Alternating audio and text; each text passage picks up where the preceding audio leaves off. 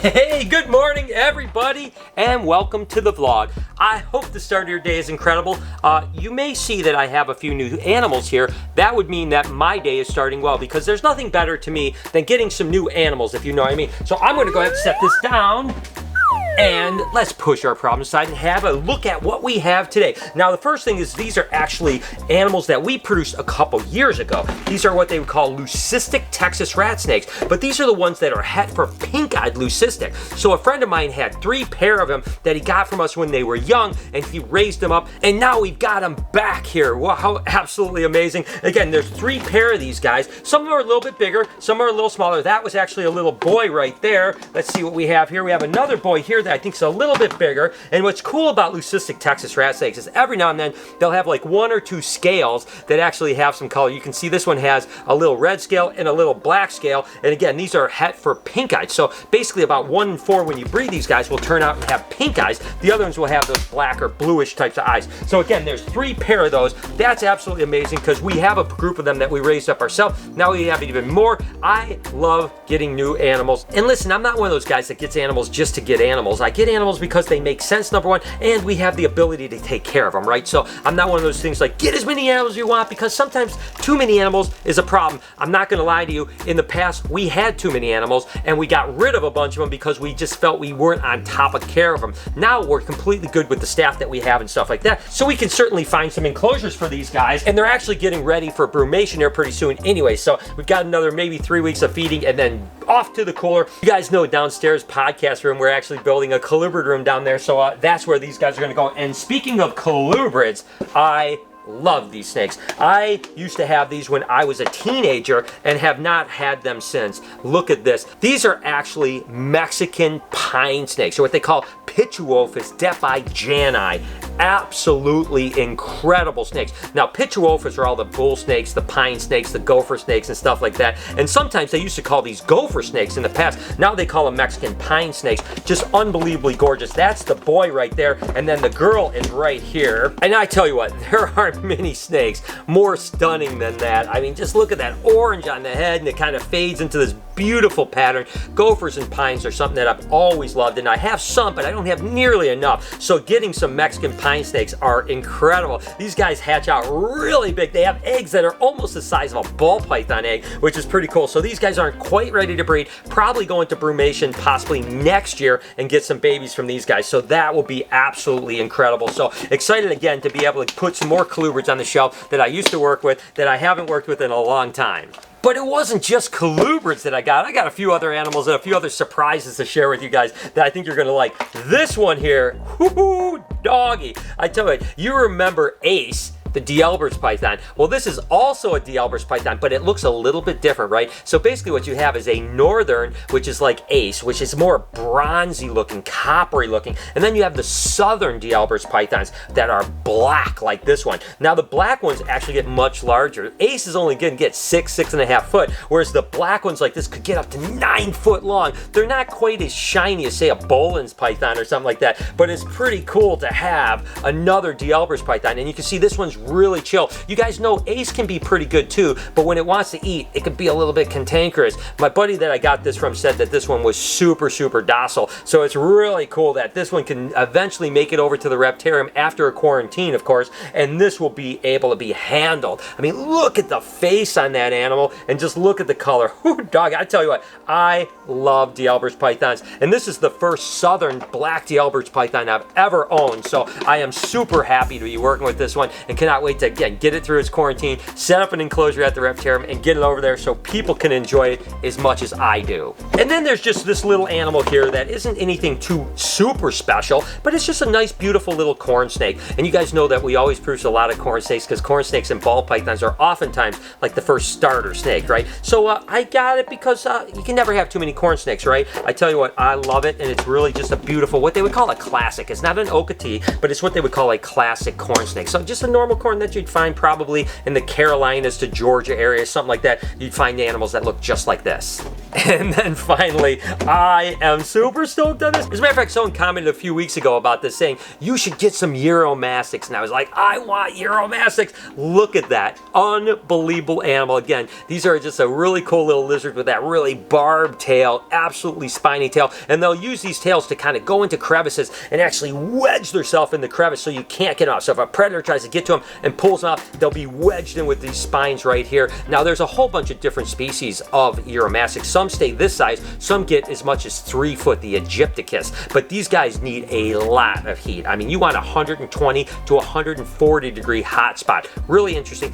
Another thing that's crazy, believe it or not, these guys like to eat parakeet food and dried lentils and stuff like that. They'll eat also lettuce and veggies and stuff like that. So you wouldn't think that that animal would have a diet like that, but it does. Again, these guys come from the harshest places on the planet. Super desert animals, but how incredible. Look at the cute face that thing has. And you can see how absolutely docile it is. This is going to be a huge hit over at the Reptarium for sure because, you know, it doesn't run, it doesn't do anything. It just sits there and it's got the cutest little face. Kids are going to love this animal. So again, I want to add a few other species of Uromastyx, especially if we expand into Reptarium 3.0 or 4.0 for that matter.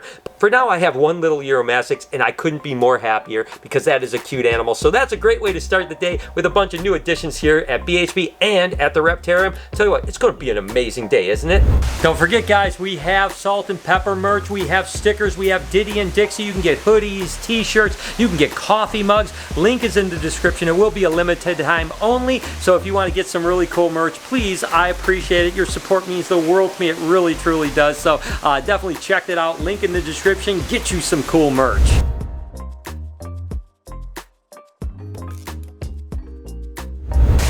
All right, guys, we have a big clutch of eggs right here. It's actually a pinstripe female that is bred to a banana fire spinner blast. So all kinds of different stuff. We've got some heads poking out, so these guys are ready to go, and it is a big clutch. Let's jump in. We've got a lot of eggs to cut today. All right, first egg, what are we gonna have? Like I said, lots of different combinations there because we have all kinds of different genes. And oh my God, this has happened several times this year where you have literally a 5 gene animal bred to another animal. So there's like 6 genes. First egg is a normal. It's a normal, but that's okay. Let's get our bad luck out of the way right now. We've got 11 eggs to go. Let's get into it. And again, I don't really care that much, to be totally honest with you. Babies are babies, and normal babies sell really well, by the way. So it's good to actually produce normals because some people want a normal wild type baby, and you can't really get them this year because they didn't come out of Africa. So producing them isn't a bad thing. This happens to be a banana spider. Potentially a banana fire spider. Can't tell till it's out of the egg for sure because it'll be a little bit more faded, but definitely a banana spider at very bare minimum. Egg number 3. Here we go.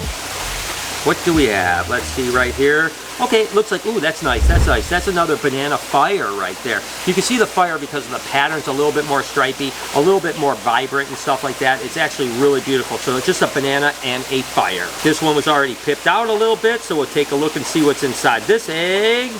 And another banana. This one definitely looks like a banana fire spider though. The fire you can really tell because it's a little bit more kind of faded, the patterning and stuff like that. So definitely a banana fire spider. Next up, let's keep going. And just all the banana stuff is awesome always. We've got a little pinstripe just like the mama here, so a single gene pinstripe. And again, I've talked about the fact that when you breed a banana, a male making banana, the majority, 99% of the time, the non-banana stuff is females and the banana stuff are males. So pretty sure that'll be a female banana. Let's move on to egg number 6. You can see you already got some bubbles coming out of this egg. Another normal ball python.